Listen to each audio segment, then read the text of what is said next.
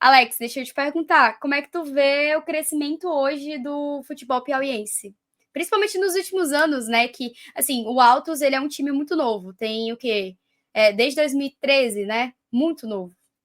Tem 12 anos, né? Se for contar como um todo, porém, como clube profissional, faz 10 anos esse ano, porque foi 2013 a sua fundação, em julho de 2013, porém, foi se profissionalizar a partir de 2015. Mas já colocando um adendo que você falou também para não perder o raciocínio, é isso, né? Porque é algo cultural. Quando você vê uma criança ali que está nascendo, um jovem que está sendo apaixonado por futebol, ele vai assistir na TV o Flamengo, o Fluminense, o Botafogo, o Vasco, esses clubes mais tradicionais do eixo. Ele vai assistir uma Champions League, um Real Madrid, um Barcelona, um PSG, um Milan. No videogame, ele vai jogar a mesma coisa, entendeu? Vai jogar ali com os clubes europeus. Então, é sempre mais fácil para ele ter mais essa proximidade, né? Os ídolos dele do futebol é o Cristiano Ronaldo, é o Messi, é o Salah, né? Chegando para o Brasil, é o Neymar, é o Arrascaeta.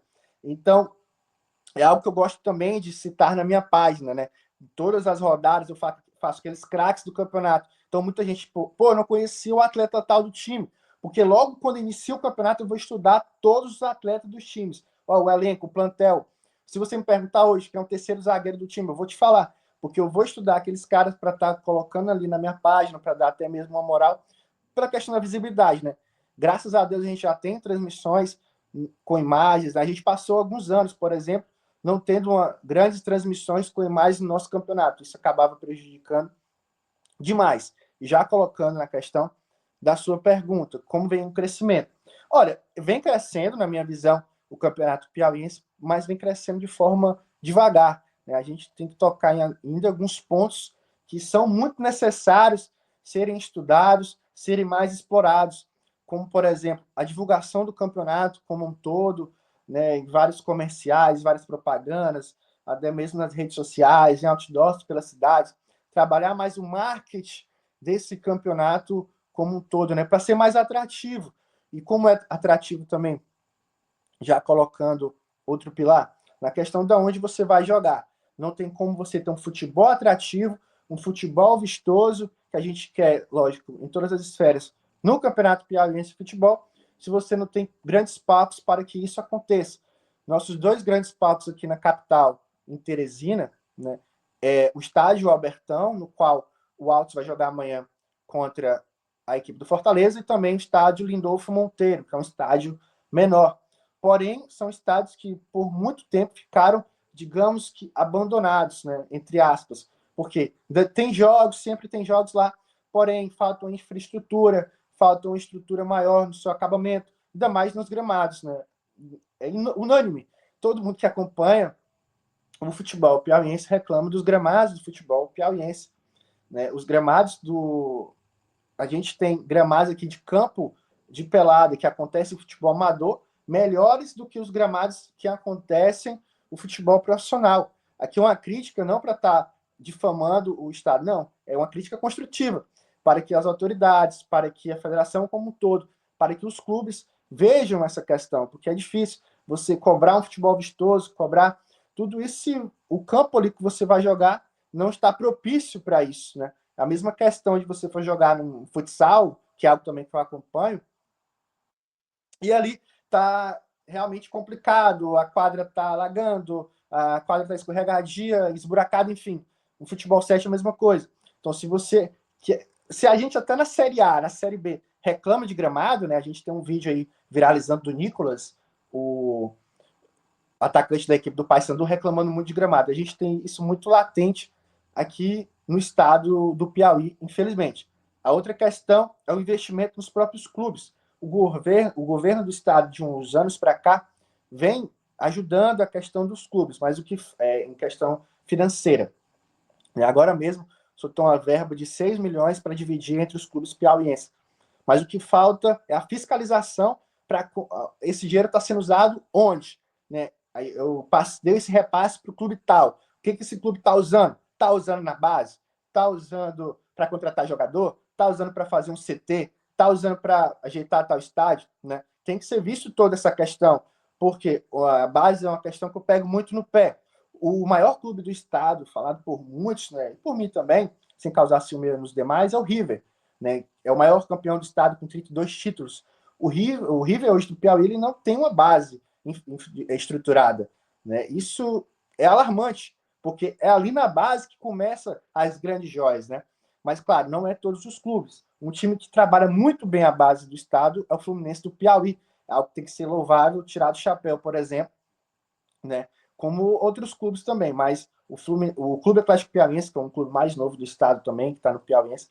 Então, assim, a estrutura como um todo, agora, é na questão dos investimentos, né, que são realizados, e vou finalizar com a gestão. Isso, para mim, é esses três pilares, né? A questão que eu falei de toda a infraestrutura, principalmente gramados ali para se jogar um bom futebol, a questão nesse investimento, nesses valores, esses três pilares, e vou falar com a gestão. Gestão quebra toda e qualquer coisa, né? Você tem que saber gerir. Se hoje eu chego nessa live e eu não vou, olha, o horário tal, eu tenho que gerir meu tempo. Eu vou falar com a Sabrina em tal horário. Ela vai fazer todo um roteiro bonitinho. Se você não gerir tudo, tal horário eu vou jogar no Instagram para chamar a galera. Não vai, não dá certo. Entendeu? A mesma coisa, funciona isso para tudo, a questão da organização. E a gente ainda tem muito clube que está parado e tem raiva, o dirigente tem raiva, tem ódio quando a torcida vem e fala assim, pô, essa sua gestão ela é pautada em cima do amadorismo. Mas é porque a gente vê profissionalismo em outros lugares e não vê em muitos clubes daqui do estado, entendeu? Uma coisa muito arcaica ainda, e aquilo vai acabando. Se clubes da Série A acabam ali sendo rebaixados e tudo mais, com uma péssima gestão, você imagina um futebol menos assistido, como é o futebol piauiense, como são alguns clubes do Nordeste, entendeu? Então, assim, isso acaba ficando muito complicado. Por exemplo, tem clubes, claro, não é generalizando, que dão exemplo de gestão. A gente vai já chegar no Altos, por exemplo. Tem uma grande gestão, com toda certeza. Por isso é o clube emergente que está dando tanto orgulho para o público piauiense. Mas aí já colocando também, como a gente está falando de futebol como um todo, eu acabei de falar aqui para o River, né? Vocês torcedores do Fortaleza, a galera do Ceará aí que está acompanhando o estado como um todo, o River é um clube muito conhecido aqui. Se você for colocar agora a tabela do Campeonato Piauiense 2025, o River está na última colocação. São 5 jogos, foram 5 rodadas, é o único clube que não venceu ainda, só tem um ponto, e está numa iminente queda para a Série B, pela primeira vez em sua história. No campeonato estadual, o maior clube do estado está praticamente 90% de ser rebaixado. Então, o quê? Gestão, como um todo, né? Claro, não estou falando somente a essa, só que são ervas daninhas que vêm com um todo ali, né? Você está passando aí, no caso, a tabela. Aí o nosso Piauiense 2025, dividido em 2 grupos, grupo A e grupo B. Né? E o River é o último do grupo A, na classificação geral, o último somente com 1 ponto. O Altos hoje divide ali a primeira colocação. É a primeira colocar, na verdade, né? Com 11 pontos, está invicto aí no estadual. E dá para ver que o Altos ele é muito superior, né? Porque assim, entre os rivais do Altos, a gente tem o Fluminense do Piauí e tem o River, né? O River, como você tá falando, pô, é o mais expressivo do Piauí e tá quase sendo rebaixado. Isso que tu falou sobre gestão é muito importante, porque é até um pensamento que eu reforço muito nos meus conteúdos também, que assim, SAF sem gestão não é nada. Não adianta nada você aplicar rios de dinheiro se não houver um grande trabalho por trás. E aí eu posso usar como exemplo o Vasco, que teve SAF, e a SAF afundou o time absurdamente, novamente por conta da gestão.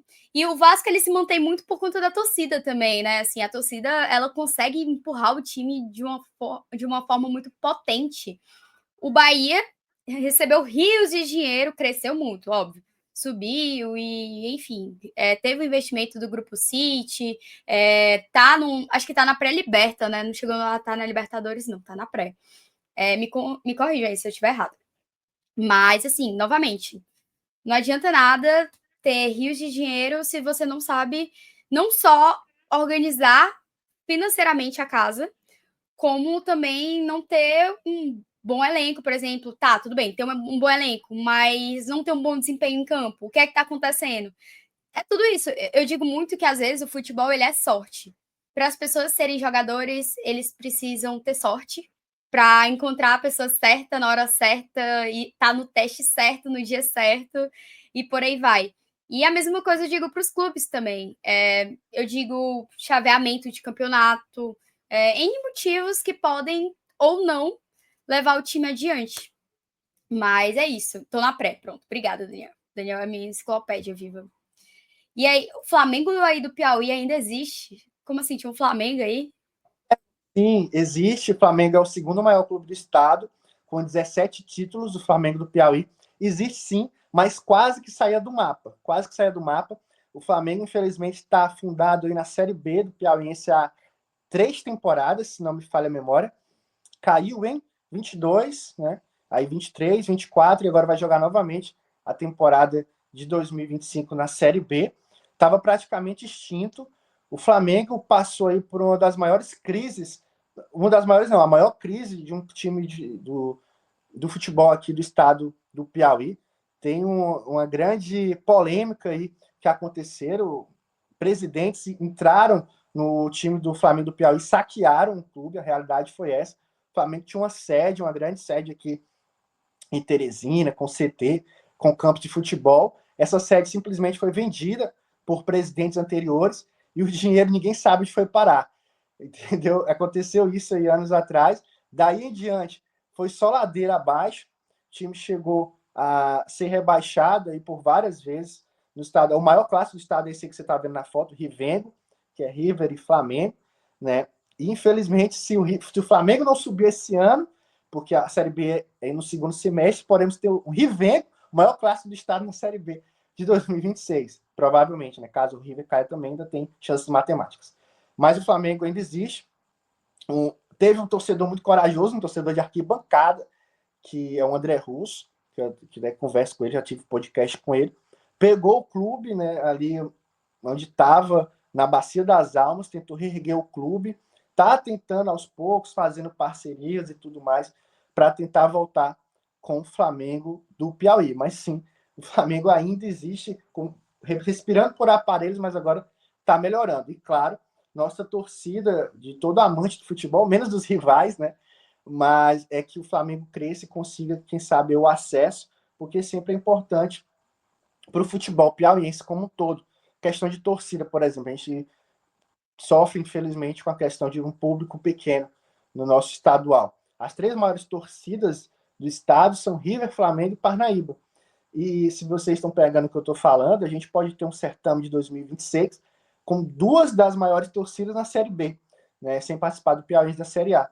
Então a gente torce para que se reerga, né, sempre os grandes clubes, com todos os clubes também, como um todo. Mas uma boa pergunta aí sobre o Flamengo do Piauí, um primo pobre do Flamengo do Rio de Janeiro. E o que eu acho muito interessante é que os times piauienses, eles têm uma mania de copiar os times do Sudeste, né? Que louco. É Flamengo, é Fluminense, do Piauí. Tem algum motivo por conta desses nomes, assim? O motivo realmente é porque os criadores ali, né, das equipes torciam de alguma forma para esses clubes de fora do estado, né, e colocaram em homenagem. Né? Existe até mesmo uma polêmica com o River, né, porque o River fala, vocês são Flamengo genérico. Só que muito torcedor não admite, porém o nome do River do Piauí também é inspirado no River Plate da Argentina. Mesmo que isso é uma polêmica e uma polêmica vazia, aí, como diz o Bruno Formiga, muitos não admitem isso, mas a realidade é essa. Também é inspirado no River Plate da Argentina, o nome do River. Né? Então temos esse aí do Flamengo do Rio de Janeiro, tem o Fluminense também. O que eu trago agora, eu acho que tem o Botafogo também, mas já está um clube extinto. Botafogo lá, que é do litoral. Mas os demais não. Parnaíba, porque é da cidade de Parnaíba, uma das maiores cidades que nós temos aqui. O Altos, que é o Botafogo. Esse primeiro aí, esse símbolo aí, ó. É o Botafogo daqui do Piauí. Né? Só que já está um clube extinto, né? Muito tempo que participou anos atrás, mas acabou ali não mantendo aí, na verdade, um time profissional não teve mais, né? Como outros clubes também, que infelizmente, por essa questão de gestão, de falta de investimento, nós temos muitos clubes que já foram extintos, né? Não estão participando mais de uma competição daqui do estado, como Barras do Piauí, né, que foi um time também muito emergente, como o próprio Alto Esporte, Princesa do Sul, vários clubes que um dia existiram, só que infelizmente não estão mais aí participando de campeonatos do estado, né? Mas tem essa questão mesmo de colocar o nome aí dos clubes daqui, mas claro, outros homenageiam as suas próprias cidades, né? Como é o caso do Altos, né? Que eu vou já tocar no assunto do Altos mais a fundo. Boa. E é isso, a galera estava até falando aqui, só respondendo aqui a pergunta do José Eudes, a torcida do Flamengo agora torce para quem? Boa pergunta. Olha, torce para o Flamengo quando tem a Série B, né, do Campeonato Piauiense, mas torce pelo anti-River, né, que é o maior rival, anti-Parnaíba, é basicamente isso. Mas ainda tem torcedor, ainda tem torcedor. Cara, eu acho muito gratificante quando eu vou ao estádio e eu vejo torcedores apaixonados, como ainda tem. Porque tem muito torcedor aqui no estado que só torce pro time daqui, né? E é uma paixão, cara, inigualável, né? Porque são clubes ali que você dá toda a paixão, dá todo o amor, todo o carinho, e muitas das vezes não retribui de volta, porque dá muita raiva, né? Muitas questões, mas isso é o futebol.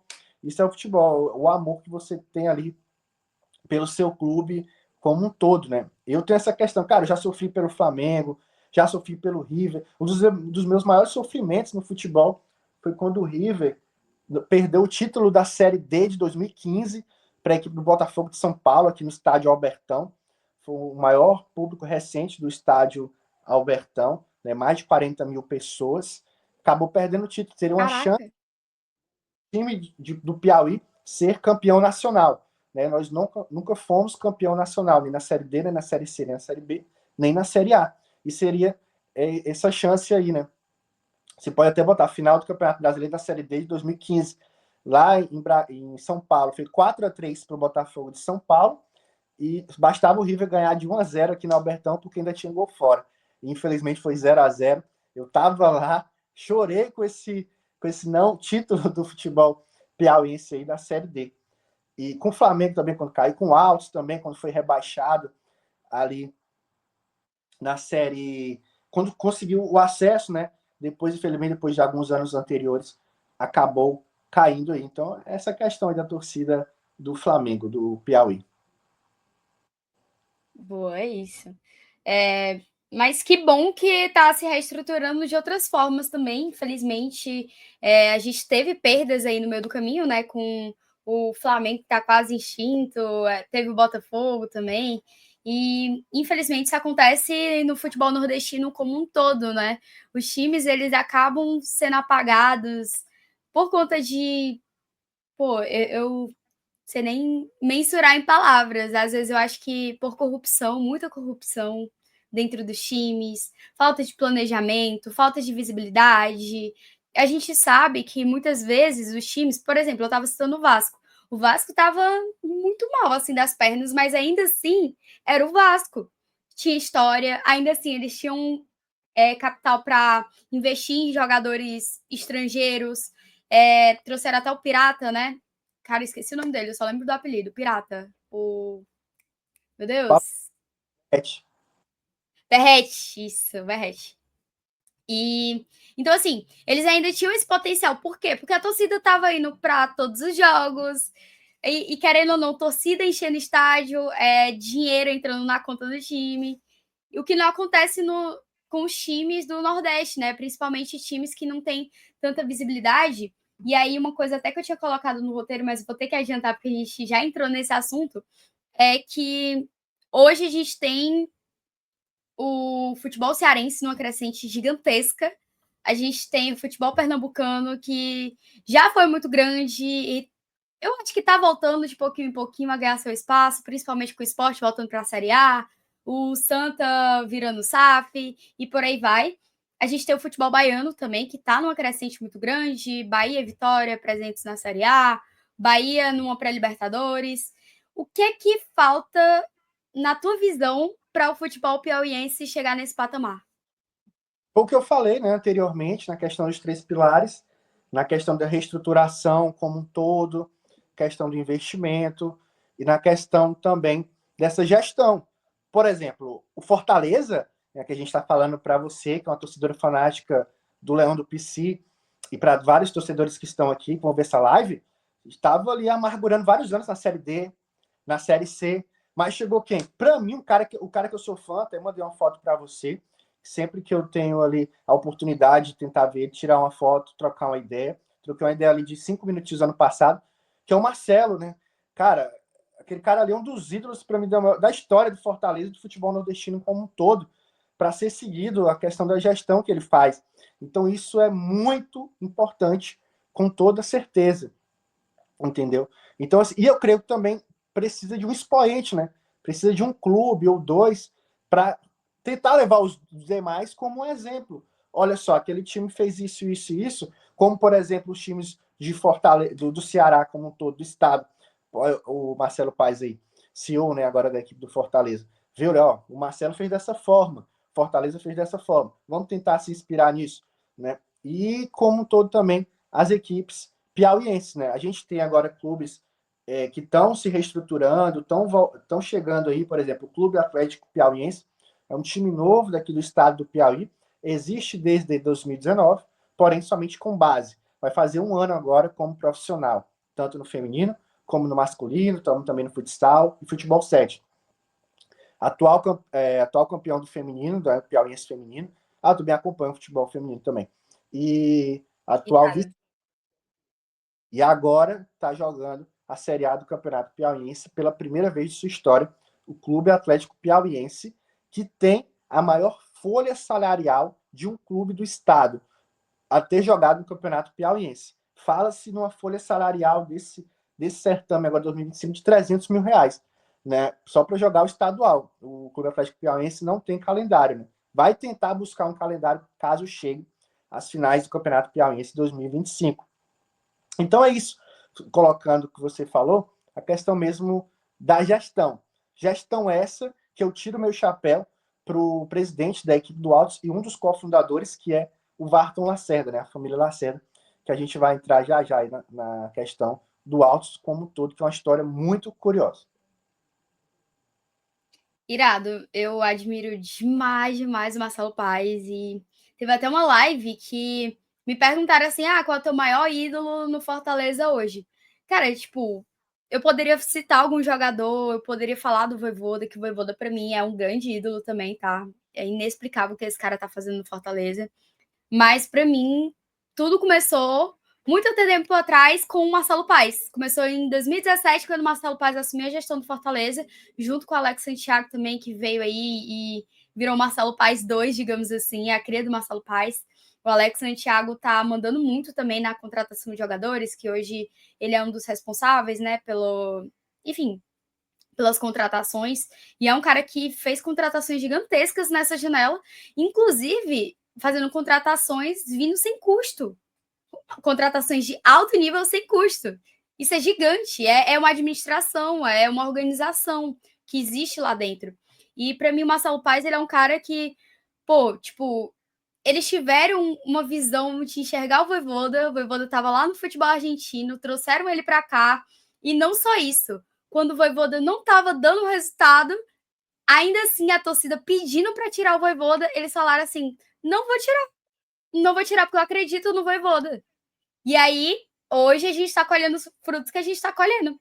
Senão a gente poderia ter perdido o Vojvoda ano passado, ano retrasado, em 2022, quando o Fortaleza quase era rebaixado. Quer dizer, né? Boatos que ia ser rebaixado. Só que aí teve uma virada de chave gigantesca no segundo turno. A gente passou o primeiro turno inteiro na lanterna e depois teve essa virada. Tudo isso porque eles acreditaram no trabalho. Então, assim, graças ao Marcelo, que acredita no Alex Santiago, que acredita no Vojvoda, que acredita nos jogadores, vai formando uma gestão muito equilibrada. E eu acho que esse é o grande diferencial. E aí você estava até falando que um ponto a mais que você destacou, né, além do que você já tinha falado no início da live, é que o Fortaleza, por exemplo, ele é um exemplo hoje, ele é uma vitrine para o futebol nordestino. E, cara, isso é tão doido que hoje a gente é uma vitrine até mesmo dentro do estado. Os outros times, eles se inspiram também no Fortaleza. E aí eu posso falar que o Ceará também se inspira no Fortaleza, eu tenho plena certeza. Quando a gente chega ali no campo, e aí eu já falo assim, além do clubismo mesmo. Quando a gente chega ali no campo, a gente vê a diretoria trocando figurinhas, a gente vê pessoas do marketing conversando, ou seja, Fortaleza e Ceará ali, ó, lado a lado, o pessoal conversando, trocando uma ideia. Então é algo que vai muito além, sabe? É uma admiração, é um respeito, é um modelo de gestão eficaz que deu retorno que outros times, até mesmo do Eixo Rio, São Paulo, que a gente estava falando muito, queriam levar o Marcelo Paes para lá. E que bom que o cara, o cara falando como se ele fosse meu brother, tá ligado? Tem um WhatsApp dele. O Marcelo Paes, ele teve esse compromisso com o Fortaleza. Mas assim, tava falando aqui, ó, a Samara é uma seguidora minha e virou uma amiga mesmo de arquibancada. Ela estava até falando, complementando, né, o que eu estava falando também, você estava falando também, se não tiver torcida, o time não cresce, não tem para onde correr, primeiro é preciso acreditar no time para depois colher os frutos. E eu acho que é muito isso, acreditar. Essa é a palavra que eu estava até falando anteriormente, né? Todo mundo acreditou uns nos outros e acabou tornando Fortaleza a potência que é hoje no futebol nordestino.